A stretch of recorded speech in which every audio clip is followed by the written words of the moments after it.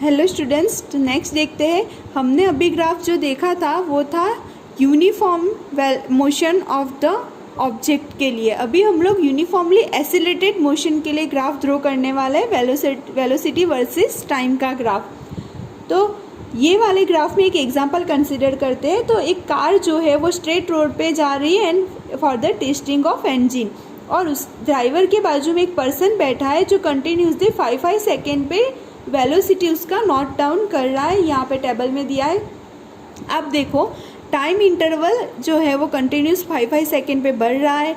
Velocity जो है वो 2.5 ऐड करते जाओगे, सबके अंदर वेलोसिटी का इंटरवल्स जो है वो बढ़ रहा है। वो मीटर पर सेकेंड में, और बाजू में हमें किलोमीटर पर आवर में कन्वर्ट करके दिया है, क्योंकि हम ग्राफ किलोमीटर पर आवर में उसका ड्रॉ करने वाले हैं इसीलिए।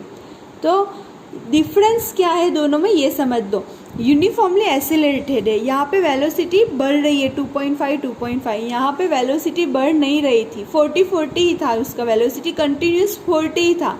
अभी हम लोग ड्रॉ करने वाले यूनिफॉर्मली एसिलेटेड मोशन का ग्राफ। तो ये जो ग्राफ है देखो, यहाँ पे जिस तरह से टाइम इंक्रीज हो रहा है उस तरह से वेलोसिटी कंटिन्यूस इंक्रीज हो रही है, वो भी इक्वल इंटरवल्स में। और एक्स एक्सिस पे टाइम, वेलोसिटी जो है वो वाई एक्सिस पे। हमने जो वो बाकी दो ग्राफ में जो प्रोसेस किया वही करना है।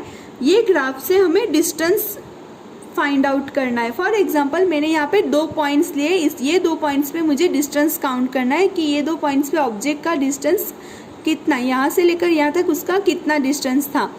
तो ये 2 पॉइंट यहाँ पे ए कंसीडर कर दिया, यहाँ पे ई कंसीडर कर दिया है। ए वाला लाइन यहाँ पे, मतलब यहाँ पे डॉटेड दिखा दिया है दोनों में। एंड ई से पैरेलल एक लाइन ड्रॉ किया, ए से पैरेलल एक लाइन ड्रॉ किया है मैंने, जिसको नाम यहाँ पे मैंने बी एंड यहाँ पे सी दे दिया है। और टाइम को T1 एंड T2 कंसीडर कर दिया है। एज वेल एज ये जो लाइन है ए जो है वो ये ई वाले ई एंड सी से जहाँ मिल रहे हैं उसको एक नाम दे दिया है, ये लाइन ड्रॉ करके डी। ओके, इसको नाम डी दिया है। तो हमें ये डिस्टेंस फाइंड आउट करना है। तो हमें जो एरिया बन रहा है इस यहाँ से लेकर यहाँ तक, ये जो एरिया बन रहा है ये पूरा एरिया ढूंढना पड़ेगा, तब जाके हमें क्या मिलेगा, डिस्टेंस कितना ट्रैवल किया है वो। अगर ये जो वेलोसिटी है वो कंटिन्यूस एक ही रहता, यूनिफॉर्म वेलोसिटी रहती, तो हम लोग सिर्फ ए बी सी डी का ढूंढ सकते थे और हमें पता चल जाता। लेकिन ये वेलोसिटी एसिलरेट हो रही है कि बढ़ रही है, इसीलिए हमें ये पूरा एरिया ढूंढना पड़ेगा। A B C D and E, ये दोनों एरिया ढूंढना पड़ेगा। तो ये कैसे ढूंढ सकेंगे area A B C D E?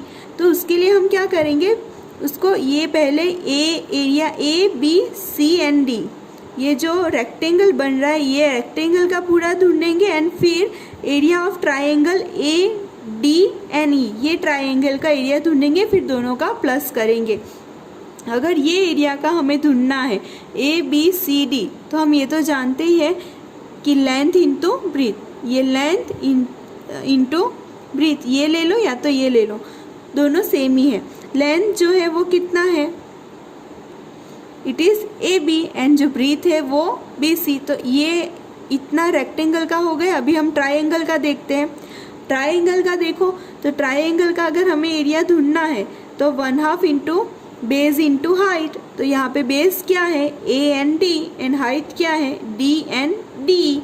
तो ये इसका यूज़ करके हम डिस्टेंस फाइंड आउट कर सकते हैं। इस तरह से यहाँ पे आप लोग को दिया है S is equal to area A B C D, area of rectangle plus area of triangle.